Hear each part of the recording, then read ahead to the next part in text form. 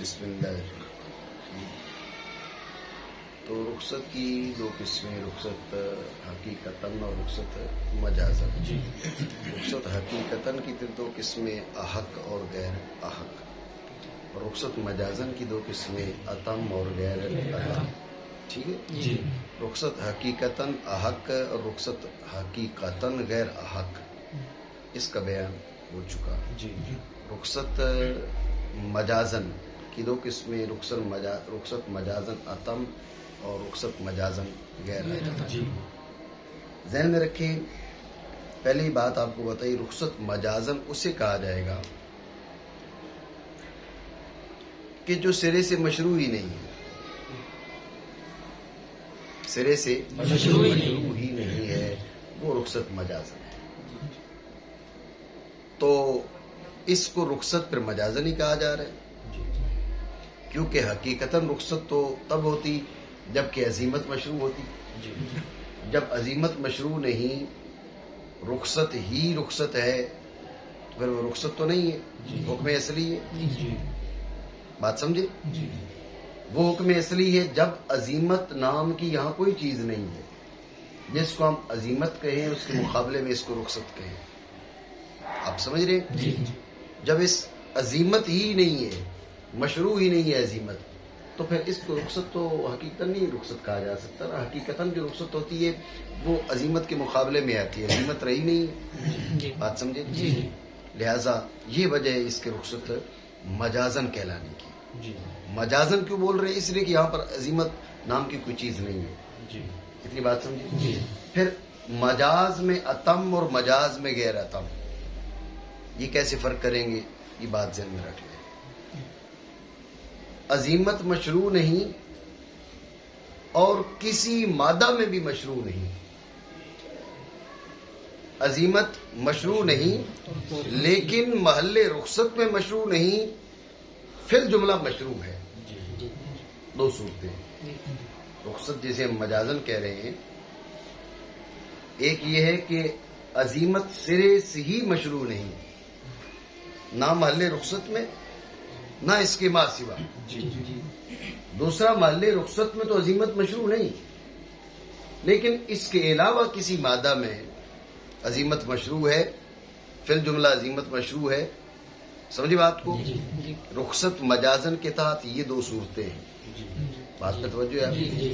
اب آپ غور کریں، جو پہلی صورت ہے وہ کیا ہے؟ پہلی صورت یہ ہے کہ عزیمت سرے سے ہی ساقط ہے، کسی مادہ میں بھی مشروع نہیں. تو یہ مجاز ہونے میں اتم نہیں ہے، مکمل مجاز ہے، حقیقت کا کوئی شبہ نہیں. ایسے ہی ہے؟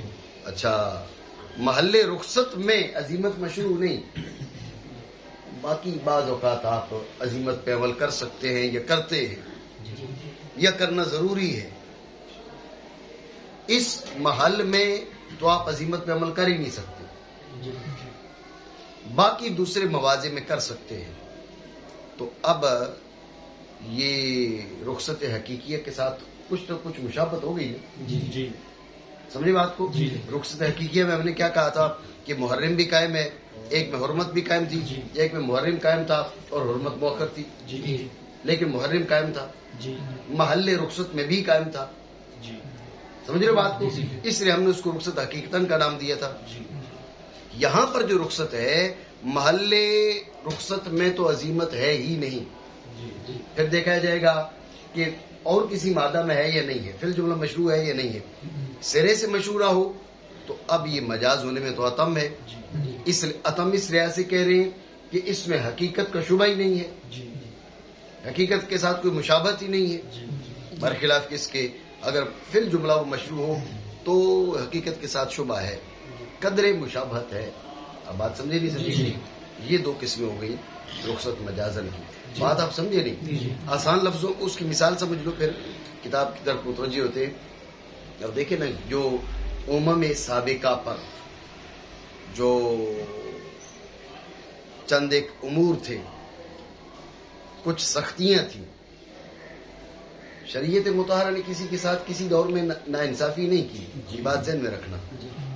اس دور میں اس قسم کے احکام کے کچھ اسباب تھے اور وہ بھی عدل تھا. بات ذہن میں رکھیں. شرع شریف نے، شرع سماوی نے، رب کریم جل وعلا نے کسی کے ساتھ معاذ اللہ ثم معاذ، وہاں ظلم تو محال ہے نہیں، سمجھے نا، وہاں ظلم محال ہے. اس لیے یہ بات ہم نہیں کریں گے کہ ان پر کوئی اضافی سختیاں تھی، کوئی ان کے ساتھ ظلم کیا گیا، معاذ اللہ من ذالک. ایسی بات نہیں ہے. کچھ امور کے مشروع ہونے کی اسباب ہوتے ہیں. جیسے مثال آپ لے لیں، بھائی گائے ذبح کرنے کو ان کو کہا گیا، بھائی رنگ کون سا ہو، کیسی ہو، وغیرہ وغیرہ. اب اگر انہوں نے اپنے اوپر سختیاں خود بنوا لی تو وہ اپنی ان کی کوتاہی ہے. جب شرع شریف نے ان کو کہا بھائی گائے ذبح کرو، گائے مطلب گائے، کوئی گائے وہاں سے پکڑ کے ذبح کر دو، ٹھیک ہے. تو جب سختی آپ خود، یہ سمجھانے کو مثال دی آپ کو، اور بہت چیز کی امثلہ ہیں. تو اب غور کریں، جو سختیاں، جو اسر اور اغلال ان امم پر تھے، مثال کے طور پہ بدن کا کوئی حصہ ناپاک ہو گیا تو وہ حصہ کاٹ دو، تو اس امت میں جائز ہی نہیں ہے، حرام ہے. سمجھے بات کو. تو اب جسے ہم عزیمت کا نام دے رہے ہیں وہ سرے سے مشروع ہی نہیں ہے، تو رخصت پھر کیا ہوگی؟ مجازن رخصت ہے، حقیقتاً یہ رخصت نہیں ہے. بات سمجھے؟ کیونکہ یہی عزیمت ہے. مجازن اس لیے کہہ دیا بھائی چھوٹ مل گئی، اس شریعت کو دیکھے اس لحاظ سے یہ آسانی ہے، اس لحاظ سے ہم نے اس کو رخصت کہہ دیا.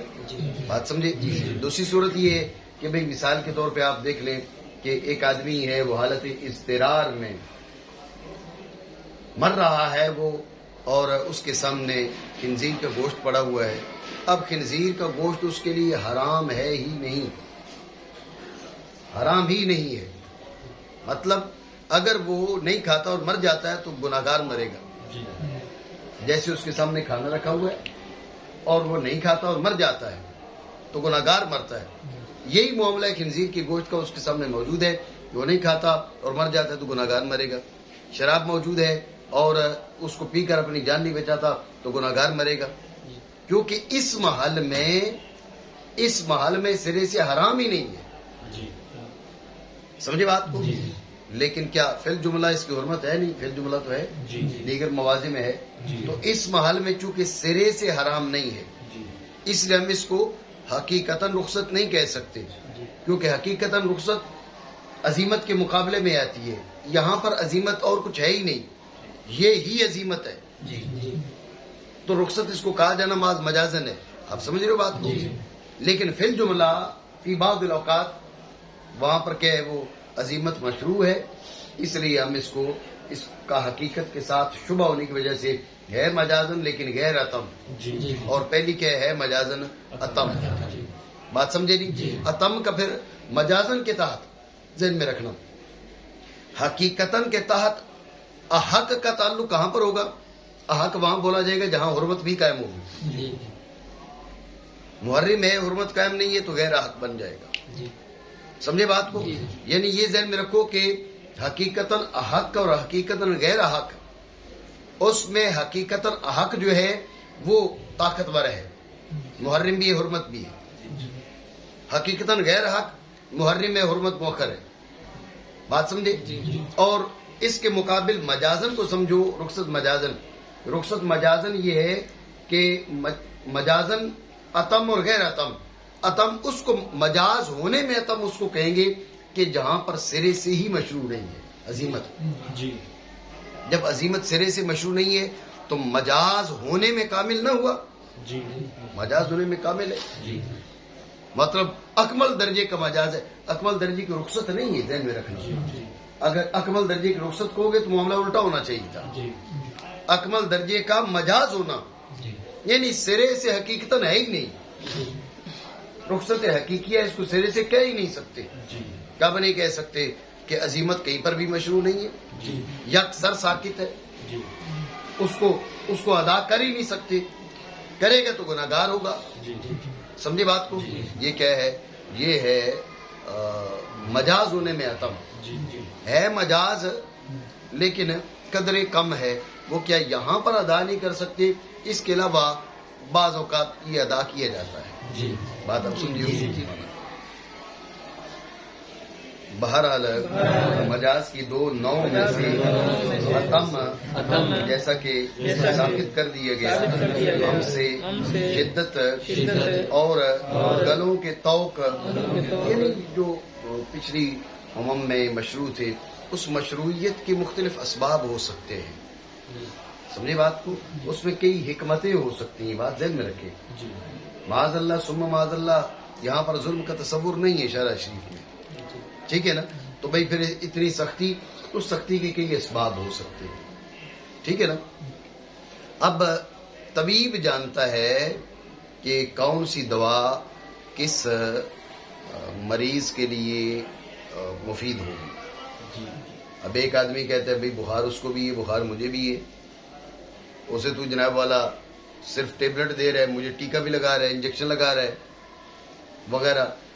تو شکوہ اس کا بے معنی ہے، کیونکہ طبیب جانتا ہے اس حالت کو کہ بھی اس کو کس قسم کی دوا کی حاجت ہے.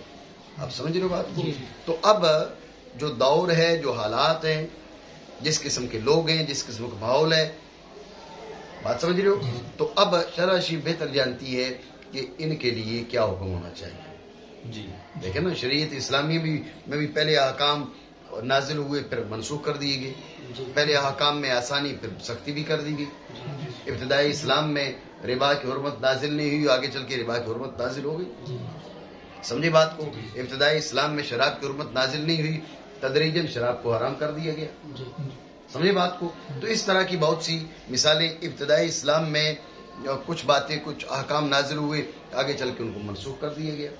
شرع شریف بہتر جانتی ہے کہ کس کو کیا حکم دیا جائے گا، اور پھر آگے وہ شریعت آ گئی کہ جو تا قیام قیامت جاری رہ سکتی ہے. اس لیے دین اسلام کو مکمل کر دیا گیا، سلسلہ نبوت کو مختتم کر دیا گیا.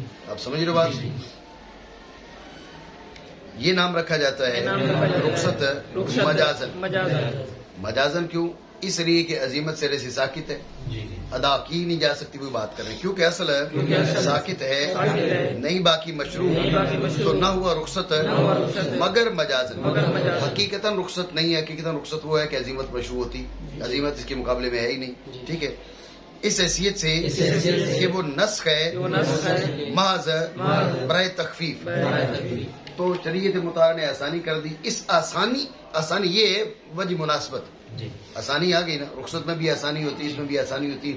اس مناسبت کی وجہ سے ہم نے اس کو رخصت کہہ دیا. ہے رخصت نہیں، لیکن اس مناسبت کی وجہ سے کہہ دیا مجاز. اتنی بات آپ سمجھ. دوسری صورت کیا ہے مجاز کی کہ محل رخصت میں عظیمت مشروع نہ ہو. محل رخصت میں عظیمت مشروع ہوتی تو رخصت حقیقتاً بنتی. محل رخصت میں عظیمت مشروع نہیں تو یہ حقیقتاً رخصت نہیں، یہ مجازن رخصت. یہ مجازن رخصت ہے. سمجھے بات کو؟ لیکن مجاز میں اتم میں غیر اتم میں ہم نے دیکھا تو دیگر بعض مواقع پر، مواضع پر اس پہ عمل کیا جا سکتا ہے، کیا جاتا ہے. تو معلوم پڑا کہ اس مقام پہ تو مجازن رخصت ہے، دوسرے مقامات کو دیکھو تو غیر اتم ہے. ٹھیک ہے. بہرحال نو ارابے وہ ہے، وہ ساکت ہے بندوں سے، ساکت آنے لی بات سرے سے ساکت ہو گئی، یہ مجازن رخصت. لیکن غیر اتم کیسی ہوئی؟ باوجود ہونے کے مشروع پھر جملہ. تو جو ہے ذہن میں رکھنا، بے کے اندر مبی متعین نہ ہو، بے ہوتی ہی نہیں، فاسد ہو. بے کے اندر مبی متعین نہ ہو تو بے فاسد ہے. دام تو متعین ویسی بھی نہیں ہوتی، مبی متعین نہ ہو تو بے فاسد ہے. تو مبی کا جو تعین ہے یہ ضروری ہے، یہ لازم ہے. سمجھے؟ بے سلم جس میں آپ نے ادا کر دی، رقم پہلے ادا کر دی اور مبی مؤخر ہے. بھائی گندم لینی ہے کتنی؟ 10 بوری. 1 مہینے بعد، ٹھیک ہے، پیسے اب دے جاؤ، 1 مہینے بعد آپ کو گندم مل جائے گی. بے سلم جو ہے، بے سلم کی مختلف اقسام ہیں. تو بے سلم آپ کر رہے ہو، بے سلم جو کر رہے ہو، دام ادھر دینا، اسی جس مجلس میں بے ہوئی ہے اس میں دام دینا ضروری ہے. دام ادا ہو گئے. ذہن میں رکھنا اب مبی آپ کے پاس موجود ہی نہیں ہے. 10 بوری گندم آپ کے پاس ہے ہی نہیں. ذہن میں رکھنا اگر ہوتی تو آپ بے سلم کیوں کرتے؟ آپ سمجھ رہے ہو بات کو؟ آپ کے پاس موجود ہی نہیں ہے تو اب کے مبی متعین ہے. نہیں ہے نا. مبی کا متعین ہونا ضروری ہے بے کے اندر, لیکن بے سلم میں ضروری نہیں رہا, رخصت ہوئی نہیں ہوئی ہوئی. اچھا اس میں یہ بتائیں کہ رخصت حقیقتاً یا مجازن؟ تو حقیقتاً تب ہوگی جب کہ اس میں محل رخصت میں عزیمت بھی مشروع ہو, رخصت بھی مشروع ہو. رخصت پہ بھی عمل کر سکتے ہو, عزیمت پہ بھی کر سکتے ہو, توجہ ہے. اور اگر عزیمت سرے سے مشروع ہی نہ ہو تو پھر یہ رخصت مجازن ہو جائے گی. جب آپ نے غور کیا تو ذہن میں رکھنا بے سلم بنتی ہی نہیں ہے اگر مبی متعین ہو جائے تو. مبی متعین ہونے کا مطلب تو ہے مبی تمہارے سامنے ہوگا تو متعین ہوگا, اب بے سلم بن ہی نہیں سکتی. بات سمجھے؟ تو مبی کا تعین بے سلم کو سلم ہی نہیں رہنے دے گا, بے سلم فاسد ہو جائے گی. پتہ چلا کہ عزیمت سرے سے مشروع ہی نہیں, سلم کے سلم ہونے کے لیے مبی کا غیر متعین ہونا ضروری ہے, متعین ہو ہی نہیں سکتا. تو پھر یہ رخصت مجازن نہ ہوئی, مجازن ہوئی نا, کیونکہ عزیمت پہ عمل درست ہی نہیں ہے. عزیمت پہ عمل کرو گے تو تمہارا جو عقد ہے یہ فاسد ہو جائے گا, تو پھر یہ محض مجازن رہ گیا. اتنی بات آپ سمجھیے, ٹھیک ہو گیا. جیسے عینیت مشروط ہے بے کے اندر, ساکت ہو گیا, اس کا اشتراط بے کی ایک نو میں ہے نا, اس کا اشتراط ساکت ہے, بے کی ایک نو میں ساکت ہے. اب سکوت سے کیا ذہن میں آ گیا بھئی یہ رخصت ہے, لیکن جب کہنا اصلاً تو پتہ چلا پھر مجازن ہی رخصت ہے. سرے سے وہ نو کون سی, اور وہ سلم ہے. اب کہنا سرے سے ساکت ہے, یہ حتیٰ اس میں متفرق, حتیٰ کہ عینیت مسلم فی میں یہ دام ہے, اس کے مقابلے میں جس کو خرید رہے ہو مسلم فی ہے, ٹھیک ہے. حتیٰ کہ عینیت مسلم فی میں عقد کی مفسد ہے.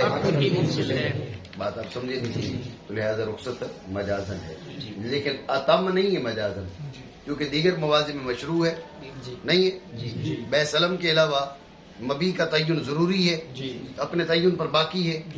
اس ایک محل میں تعین ضروری نہیں اور تعین درست بھی نہیں. ضروری نہیں تو رخصت ہو گیا, درست نہیں تو پھر مجازن رخصت ہو گیا. بات سمجھے؟ اچھا اور مثال شراب ہے, مردار ہے, میں نے بھی آپ کو اس کی مثال دی. حالت اضطرار میں, حالت اکراہ میں تناول شراب کا, تناول خنزیر کا, اس کو چھوٹ ہے, رخصت وجہ ہے. اچھا رخصت ہے تو حقیقتاً رخصت ہے, مجازن رخصت ہے. ذہن میں رکھنا مجازن رخصت ہے. کیوں؟ اس لیے کہ تناول مشروع ہونے کا مطلب یہ نہیں ہے کہ اگر تناول نہیں کرتا تو درست ہے, نہیں. اگر وہ تناول نہیں کرتا, مر جاتا ہے اقرار کی وجہ سے یا اضطرار کی وجہ سے, دونوں صورتوں میں گناہگار مرتا ہے. تو پتہ چلا اس کے حق میں حرمت سرے سے ساکت ہو چکی تھی. عزیمت پر عمل اس کے لیے درست ہی نہیں رہا تھا. جب عزیمت پر عمل اس کے لیے درست ہی نہیں رہا تو پھر یہ رخصت محض, ہم اس کو مجازن رخصت کہہ رہے ہیں, حقیقتاً یہ رخصت نہیں ہے, کیونکہ یہاں پر عزیمت ہے ہی نہیں, رخصت کیسے بنے؟ لیکن دیگر مواضع میں مشروع ہے, اس لیے رخصت ہونے میں اتم, مجاز ہونے میں اتم نہیں ہے, غیر اتم ہے. بات سمجھ رہے ہو نہیں؟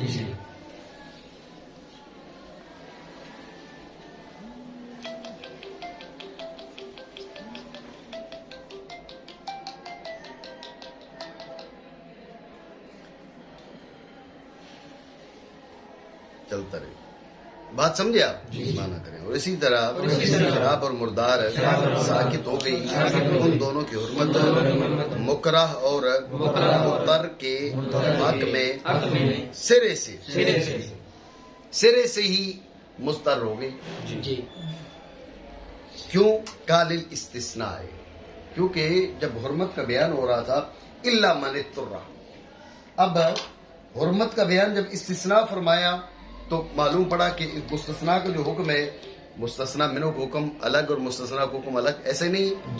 اب مستثنیٰ منو میں حرمت ہے تو مستثنیٰ میں حرمت نہیں ہے. نہیں سمجھ رہے بات؟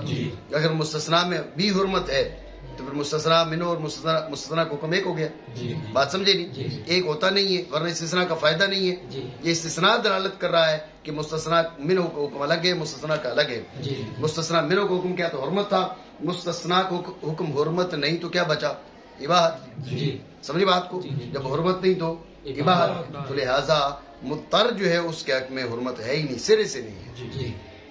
بس بب استثناء کے حتیٰ کہ نہیں گنجائش ان دونوں کے لیے، کن دونوں کے لیے؟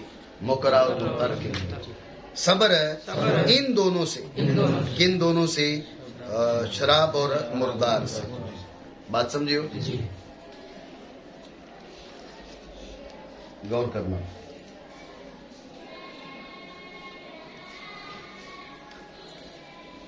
جب موزے پہن لیے تو موزوں پر جو مسح ہے رخصت ہے. سمجھے بات کو؟ موزوں پر مسح رخصت ہے، لیکن یہ رخصت کون سی ہے؟ ذہن میں رکھنا، رخصت مجازن ہے. اس کا یہ مطلب نہیں ہے موزے اتار کے دھو بھی سکتے ہو اور مسح بھی کر سکتے ہو، نہیں، مسح ہی کرنا ہے. مسح ہی کرنا ہے. موزے اتار کے پاؤں دھو نہیں سکتے. موزے اتار کے اگر پاؤں دھونا چاہو تو اب جیسی موزے اتارو گے اب حدث سرایت کر جائے گا، اب تمہاری رخصت ختم ہو جائے گی. دوبارہ پہن کر تم اس کو مسح کرنا چاہو تو نہیں کر سکتے، اب دھونا لازم ہو گیا. سمجھو بات کو؟ موزہ اتارنے سے ہی حکم بدل جائے گا. بات سمجھے؟ تو جب آپ نے موزہ پہنا ہوا ہے تو اب مسح ہی کرنا ہے، دھو نہیں سکتے پاؤں کو. اگر پاؤں کو آپ دھونے کے لیے موزہ اتارتے ہیں حکم بدل جائے گا. سمجھے بات کو؟ حتیٰ کہ موزہ پہنا ہوا ہے، مسح کر لیا ہے، اب اگر موزہ اتار دیتے ہیں جب بھی حکم بدل جائے گا. تو معلوم پڑا کہ موزہ پہنے ہوئے مسح ہی کرنا ہے، دھو نہیں سکتے، تو پھر رخصت مجازن ہوا نا. ایسا نہیں ہے. لیکن غیر اتم. کیسی غیر اتم؟ اس لیے کہ دیگر بعض مواضع ایسے ہیں کہ جب آپ پاؤں دھو سکتے ہیں بلکہ دھوتے ہیں. وہ کون سے مواضع؟ جب موزہ پہنا ہوا نہ ہو. بات سمجھے نہیں؟ اسی طرح پاؤں ساکت ہے، اس کا دھونا مسح کی مدت میں سرے سے. تو کیوں ساکت ہے؟ جب موزہ پہنا ہوا ہے تو حدث کیا اس کی جانب سرایت ہی نہیں کرتا. بات سمجھو؟ یہ بات ذہن میں رکھو. اس پر یہ اعتراض نہیں کیا جا سکتا بھئی عجیب بات ہے، موزہ اس حدث کو روک لیتا ہے کیا؟ توجہ ہے؟ ذہن میں رکھیں. انسان کے بدن سے کہیں سے بھی خون نکلا،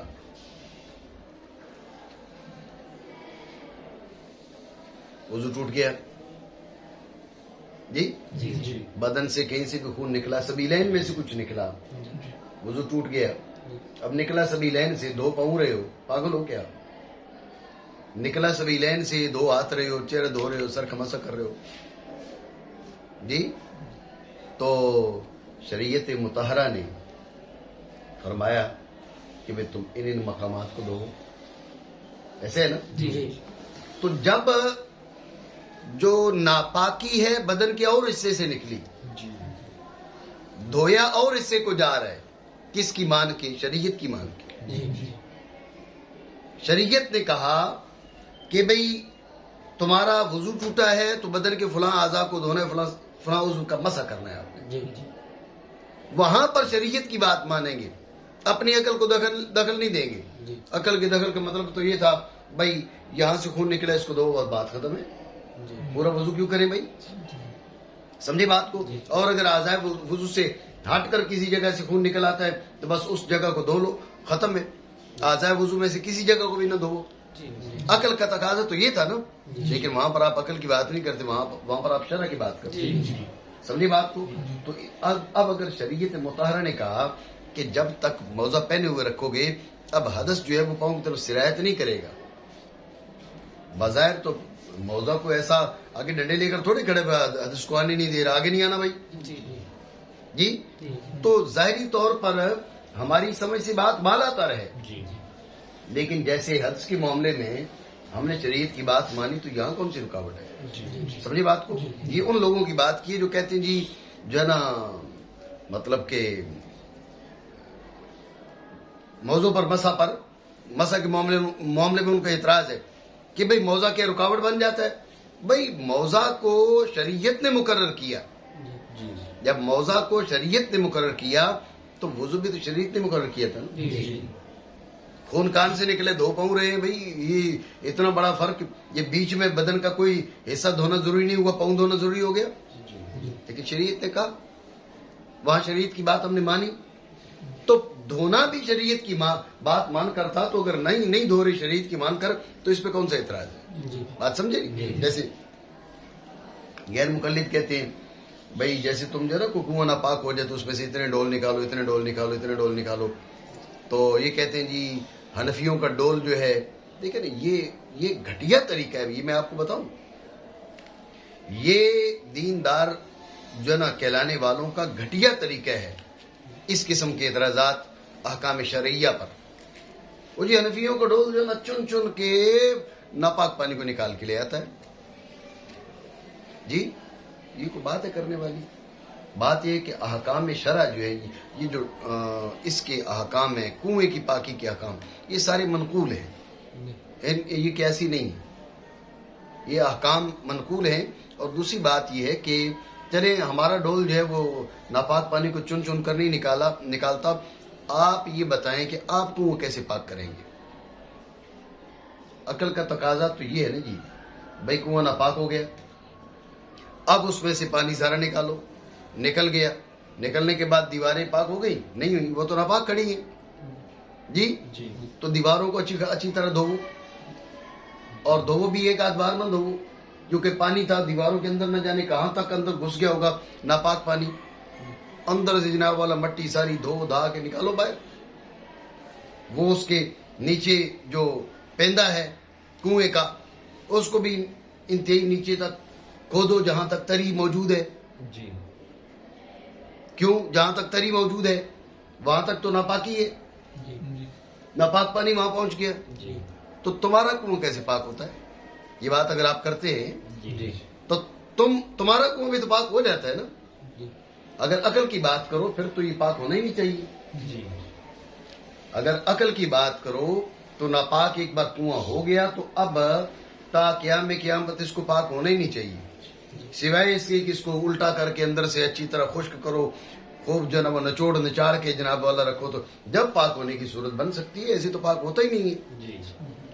لیکن وہاں پر آپ اپنی جہاں آپ تھک جاتے ہو تو وہاں پر عقل کی کو چھوڑ دیتے ہو. جی اب فلاں عالم کی بات آ جاتی ہے، فلاں عالم کی آ جاتی ہے، تو تمہارے عالم جو ہے ان کے ڈول جو ہے وہ پانی چھان کے نکال سکتے ہیں، تو ہمارے ائمہ کے ڈول جو ہے پانی چھان کے نکال نہیں سکتے.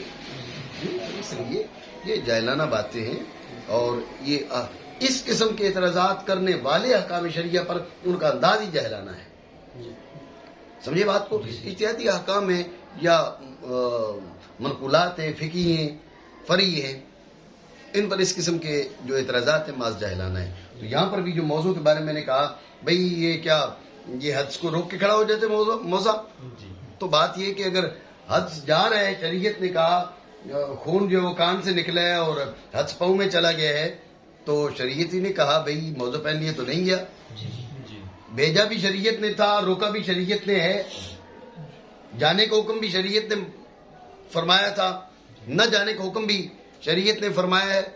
تو دونوں احکام شرعی ہیں، تو ہم تو شریعت کی مان رہے ہیں. بات آپ سمجھے؟ ٹھیک ہے.